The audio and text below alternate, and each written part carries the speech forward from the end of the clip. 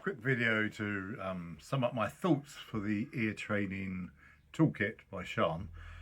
In a word, brilliant. Absolutely spot on.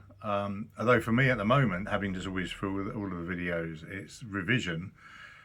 I could have done with this about 2-3 years ago and it would have been perfect for helping me meet what I've decided are my goals and vision.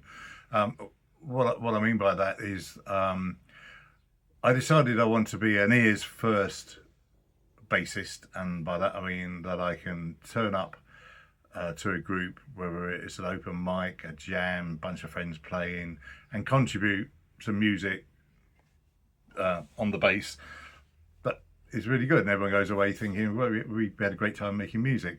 And I identified that a large part of that was ear training, being able to hear stuff. And but the problem was just running through just intervals and using apps, and just didn't get me anywhere until I started doing the functional ear training, diatonic training with singing, and that's when the needle has started to move a bit. But back to the course, I don't think you should, calling it ear training is a bit disingenuous, really. It's musicianship, I think.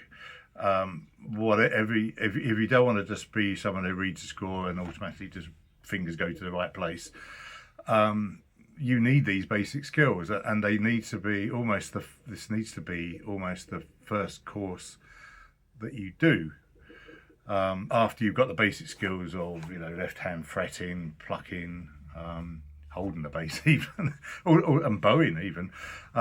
Once you've got those basic skills, I think this is important, unless you do want to just be a score reader. That wasn't important for me, though in church I do have to follow the lead sheets and read the chords and play them. I'm hoping to get away from that as I learn the language by building on the sort of thing that Sean's introducing us to here. When I learn the language and the patterns, I can start to predict what's coming and play it. That's where I'd like to get to. Anyway, back to the course. I think Sean's got it spot on. It starts and ends with music. It introduces the basic arpeggios and scales, and the various ways of playing them on the fretboard. You do need to, in parallel, learn some fretboard knowledge. Unfortunately, I love not to, but you need to know where the notes are. That's something that is not part of this, but do that in parallel, I think. And also some of the techniques like hammer-ons and stuff, you can do all that in parallel and play along to songs. What else is good? Flexibility. Sean's really good at saying, if the fingering doesn't work for you, got little fingers, and I've got stupid little fingers. I'm on a mini bass at the moment because I broke my shoulder, and I'm hoping to get back to the full scale and the double soon. But you've got to be, she's all the way through it, she's saying be flexible. Oh, the other thing is improvisation. That's really important, and that's a key part of what I want to do, and you need to introduce it at the beginning, and it helps you bring your ear and the fingering and everything together in a really powerful way. Anything that can improve it? Maybe a little bit more of playing what you hear in your head, audiate and play. That's something I need to start developing. But maybe that's the next level course.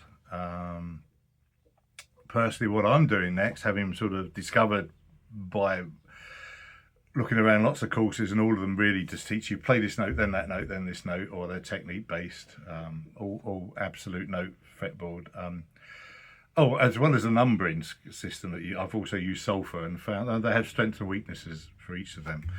What I'm doing next now to build on this is I'm playing some simple chord progressions and playing the arpeggios and just within the chords and connecting them, and starting to play some scale notes as you introduced, just to fill in the gaps.